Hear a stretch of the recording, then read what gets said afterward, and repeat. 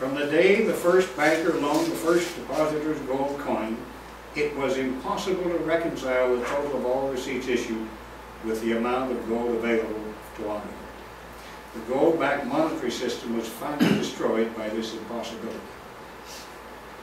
The destruction happened in stages, beginning with a series of revaluations over the centuries. These revaluations purported to be revaluations of gold. They were nothing of the sort. They were revaluations of the receipts, and they continually reduced the amount of gold each piece of paper money actually represented. The gold-backed monetary system finally ended in 1971 when President Nixon had to close the gold window because he could not convert all of the dollars tendered by foreign governments for gold under the terms of the Bretton Woods Agreement. Under the terms of the Bretton Woods Agreement, U.S. dollars were guaranteed freely exchangeable for gold at a rate of $35 per troy ounce. They were only convertible, however, by governments. Individuals could not exchange their dollars for gold. Now, before President Nixon became president, President Johnson embarked on the war in Vietnam. It was an unpopular and an expensive war. And Johnson knew it was unpopular and that taxpayers would not be likely or happy with increased taxes to pay for. Instead, he borrowed. Now, this increased the money supply in the U.S. So President Johnson encouraged his industrialists to go overseas and buy businesses. This removed money from the domestic marketplace and lowered the inflationary domestic pressure. When an American bought a foreign company, it paid U.S. dollars. The seller would then take his dollars to the bank to convert them to local currency. His bank would then take the dollars to the central bank to exchange them for local currency. And the central bank would then take the dollars to New York and exchange them for gold. That's how the system was designed to work under Bretton Woods. However, President Johnson managed to convince these foreign governments not to present their claims until the war was over. One of the good things President Nixon did was to end the Vietnamese War. Of course, as soon as the war was ended in 1971, the French sent a battleship to New York with all of the U.S. dollars on board to exchange them for their gold. And there simply wasn't enough gold in Fort Knox to exchange all of the dollars outside the U.S. at the rate of $35 per troy ounce. President Nixon had no choice but to stop the exchanges. Following the closure of the gold window, the amount of gold for which each piece of paper money was freely exchangeable finally reached zero. So the exchange value of each unit of paper money had diminished from full backing by gold to zero.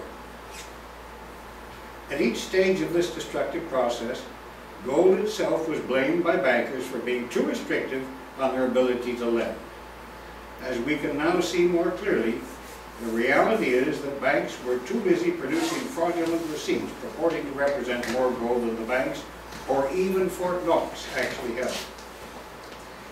In 1811 and 1848, two judicial decisions legitimized this fraudulent practice by determining that the instant a depositor puts money into a check account, titles transferred from the depositor to the bank, and then the banks actually own the money and can do with it as they please. Depositors then became no more than unsecured creditors of banks, and secured creditors now have first claim on the money in your check account. Since those days, banks themselves have owned all the money in them. It's not your money anymore. The banks can do with it what they want. Did you know that the money in your check account isn't yours?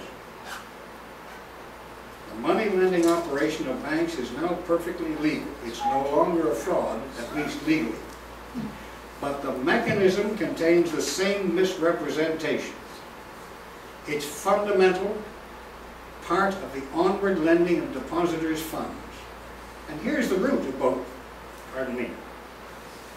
here's the root of both risk and moral hazard in the banking system. It's this root we must attack to make banks completely safe.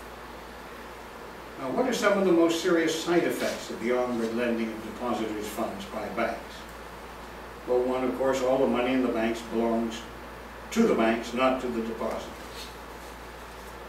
But also the purchasing power is being removed from the poorer members of society. That's another unintended consequence of these court decisions. The poor are also excluded from the redistribution of purchasing power that the banks make daily. For instance, in 1971, when President Nixon closed the gold window, the entire money supply of the UK was £31 billion. That means that since the inception of the UK, through the building of the Commonwealth, through industrialization, through all the wars of the 19th century and the great wars of the 20th century, over the centuries, all the way up to 1971, the UK needed only £31 billion to fund it all. Today, the money supply in the UK is 1,700 billion. 1,700 billion. In 40 years, the banks have created 1,669 billion pounds for their own use. The total money stock only 40 years ago is but 2% of the current money supply. It follows that the poor have been excluded from access to 98% of today's purchasing power. By the time the less fortunate receive this newly created money in exchanges for their labor, it would have been already substantially reduced in purchasing power. Are you aware that at 3% inflation, money loses a third of its purchasing power every 10 years? And that's the level of inflation that many economists and governments seek to achieve today. It's just not acceptable. So what is the position today? No banks hold enough cash to meet all withdrawals simultaneously. In the 2007-2008, the Western banking and monetary system faced massive problems. Why? For the same reason the gold system collapsed. Every time banks issue new loans, they create new money. Today, the money is a digital figure. Banks credit borrowers' accounts with the amount of the loan.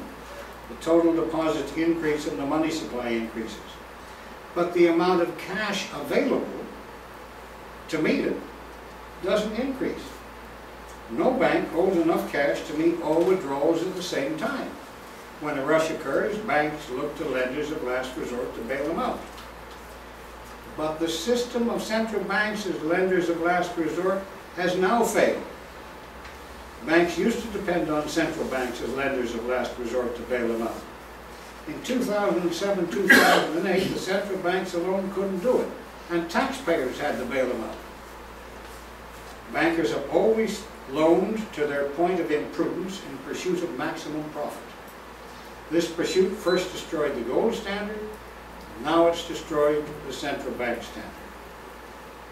Today they're dependent upon taxpayers. But taxpayers are in revolt. Will they continue to bail banks out? I think not. I certainly hope not.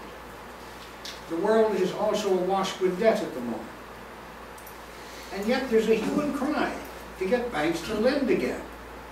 We don't need more debt. The last thing we need is more debt. What we need is more investment to get the economy moving again, without the drag of repaying the principal borrowed and squeezing businesses from using capital to grow and employing more people. Contrary to popular belief, banks do not provide capital. They provide debt. And debt is a burden, capital is an asset. The authorities are not trying to remove risk from the banking system. Banks are too powerful. They control access to all the money, and they provide governments with loans with which governments buy voters. The authorities are merely trying further to mitigate risk in the banking system as it is. They're not trying to remove moral hazard.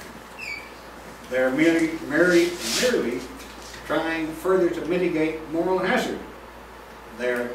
Both risk and moral hazard arise from the UK court decisions of 1811 and 1848.